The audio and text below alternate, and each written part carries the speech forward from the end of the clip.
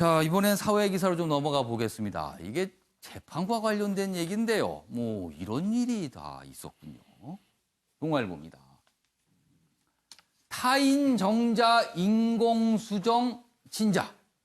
타인 정자를 이용해서 인공수정을 한 자식이 태어났는데 친자 예외를 해달라 이런 주장이에요. 반면에 자녀 보호의 판례를 유지해야 된다. 판례를 유지한다는 거는 타인 정자 인공수정으로 태어났어도 친자로 인정해야 된다. 이거거든요. 이게 좀 한쪽은 친자로 인정할 수 없다. 한쪽은 친자로 계속 인정해야 된다. 이 얘기입니다.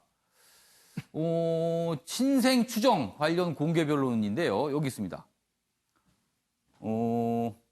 인공수정에 동의해서 태어났으니까 친자다. 뭐 이런 겁니다. 그러다 원고 측에서는 혈연관계 아님을 과학적으로 증명됐다. 그러다 피고 측은 혈연보다 가정보호에 집중해야 된다. 뭐 이렇게 대립하고 있다는 거예요. 관련 기사 하나 더 보겠습니다. 보시죠.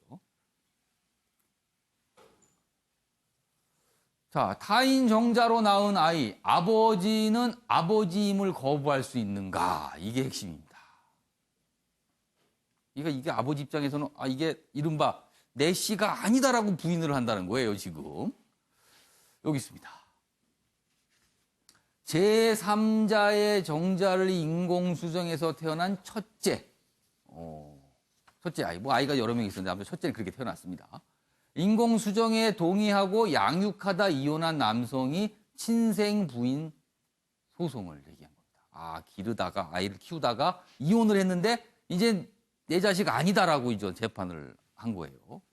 심각한 가정 파탄 땐 부성의 부정 가능성 그리고 또 자녀 복리 침해 뭐 이런 주장이 맞서고 있답니다. 내용이 좀 제가 설명을 하는데요. 이렇게 좀 어려워서 저도 이렇게 확 와닿지는 않습니다. 요거는 오늘 조대진 변호사가 좀 자세히 설명해 주셔야 될 것 같아요. 이건 되게 특이한 사례인데요. 예. 일단은 남편이 그 자녀들을 상대로 예. 친생자 그 관계가 존재하지 않다는 소송을 낸 겁니다. 그러니까 나는 너네들의 아버지가 아니다라는 소송을 낸 거죠. 자식이 있는데 나는 너희들의 너희들의 아버지가 아니야. 라는 주장을 한 거죠. 그거를 인정해 달라고 재판을 진행하는 그렇죠. 거네요. 근데 그 이제 사실관계를 좀 예. 살펴보면 이 남편이 원래 무정자증이었다고 합니다.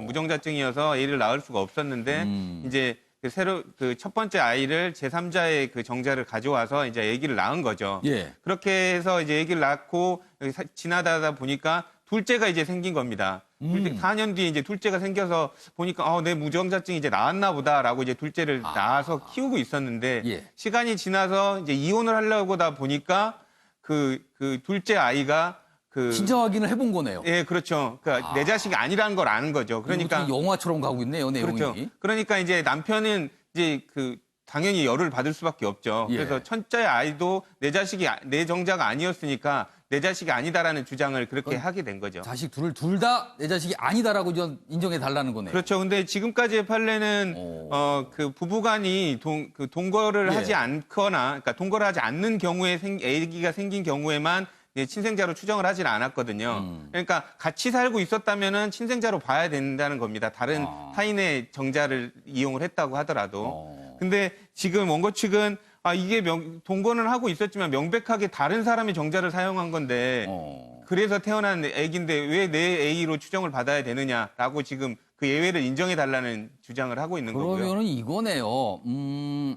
이른바 이제 이 세상에서 많이 쓰는 표현으로 내 씨가 아니니까 자식을 인정할 수 없다라는 부분과 무슨 소리 지금까지 기르고 키우고 해서 가정을 꾸렸는데 그건 친자로 인정해줘야 된다. 이게 맞서는 거네요, 그럼. 그렇죠. 원고는 명백하게 타인의 정자를 사용을 해서 태어났기 때문에 내 자식이 아니다라는 주장을 하고 있는 거고 예. 피고 측 아내 측은 아이들 측은 이제 와서 가정 다 꾸려가지고 아빠로 살아왔는데 예. 이제 와서 자식은 그러면 뭐가 되느냐 이런 취지의 지금. 그럼 지금 이게 대법원까지 올라간 거 아닙니까? 그렇다면 그렇죠. 1심과 2심 각각 어떻게 결정이 났습니까? 일단은 대법원 전원합의체 판결이 80년도, 86년도에 있었기 때문에 예. 그 원고 측의 이제 주장을 아버지의 편을 들어주질 않았어요. 그러니까 아버지가 내 정자를 사용하지 않았다고 하더라도 같이 살고 있었던 건 첫째가 맞았으니까 예. 그 사이에 태어난 건 맞았으니까 첫째는 아들이 맞다라고 각각 그러니까 판결한 친자다. 거죠. 예, 예. 그게 지금까지 이제 법원의 입장이었는데 대법원까지 간 거군요. 그래서 과연 이걸 이제 어떻게 할 것인가. 예, 이제 대법원 판결이 혹시라도